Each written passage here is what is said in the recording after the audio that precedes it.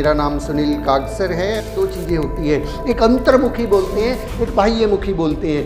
99% मैं लोगों को देखता हूँ, मुझे भी आदत थी, वो बाह्यमुखी होते हैं, वो बाहर की तरफ काम करते रहते हैं, अंदर काम ही नहीं कर रहे, अंदर देख ही नहीं रहे कि अंदर क्या है। नेटवर्क मार्केटिंग की एक कोटेशन है, वो कोटेशन ये कहती है कि आपको ये मानना पड़ेगा।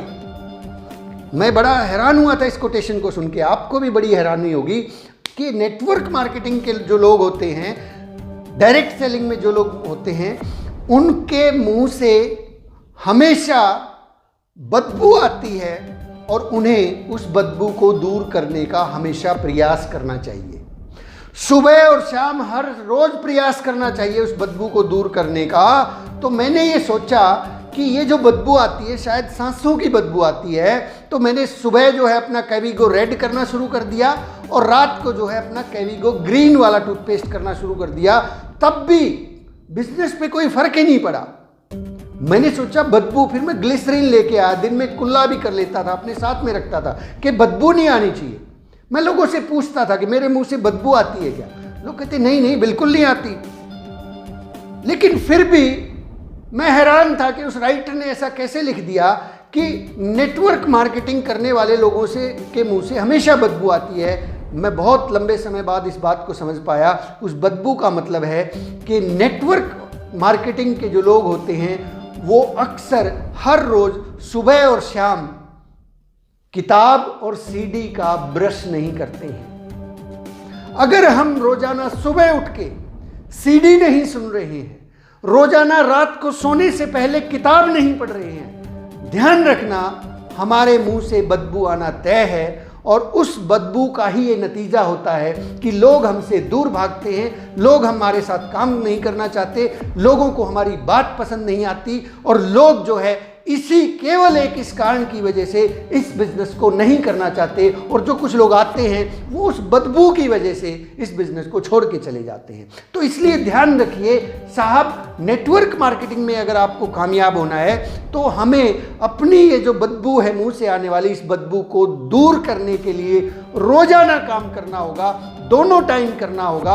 अगर एक दिन भी हमने इस काम को करना छोड़ दिया, अगले ही दिन इतनी भयंकर बदबू आएगी कि उसी की वजह से आप टेलीफोन पे बैठे बैठे भी 1000 किलोमीटर दूर बैठे व्यक्ति को उस बदबू की वजह से अपने बिजनेस से आउट कर सकते हो। ये बहुत गहरी बात है, इसको थोड़ा सा और समझ लीजिए सर, और गहराई से, कि बुक्स और टेप्स, मैंने एपिसोड में बताया है कि कौन सी बुक्स हैं। लोक व्यवहार, बड़ी सोच का बड़ा जादू, बनिए network marketing Millionaire, locks and keys, और इसके अलावा सवाल ही जवाब है, और इसके अलावा न जाने कितनी किताबें हैं, लाइब्रेरी में आप देख सकते हैं। लेकिन ये 4-5 किताबें अगर हम हर रोज नहीं पढ़ रहे हैं, रात को पढ़ के नहीं सोए हैं, और सुबह उठ के हमारे आरसीएम बिजनेस की लगभग 20 या 25 के आसपास टेप्स हैं, ऑडियो टेप्स हैं, आरसीएम ही क्यों से लेके 5 साल 45 साल, निर्णय की ताकत,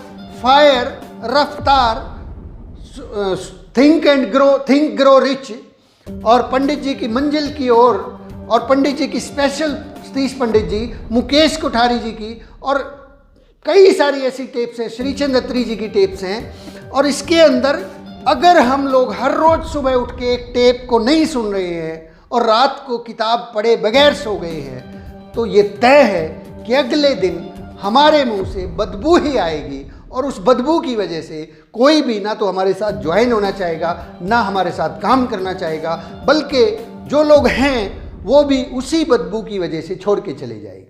कुछ लोग 2-4 महीने उस बदबू को मतलब सहन कर लेते हैं, या कुछ लोगों को उस बदबू में रहने की आदत हो जाती है कि ना ब्रश वो कर रहा है, ना वो कर रहा है, ना वो कर रहा है, ना वो कर रहा है। तो वो एक हरियाणा में एक बड़ी अच्छी सी कहावत मैं आपसे शेयर करता हूँ, कहावत नहीं हकीकत है, कि एक महिला जो है शादी के बाद अपने ससुराल आई, और ससुराल में जब आई तो उस घर के अंदर जो है भैंसे पालते थे, वो शहर की लड़की थी, तो आके उसने बड़ा बोले बदबू आती है इस घर में, तो सारा दिन इसके अंदर गोबर की बदबू आती है। तो कुछ टाइम बाद जब वो उस घर में रहते रहते 10-15 दिन बाद जब वो उसको पूछा किसी ने कि अब भी बदबू आती है, बोले नहीं अब तो बदबू नहीं आती, अब तो बदबू ठीक हो गई है। वो उसी बदबू में शामिल हो गई।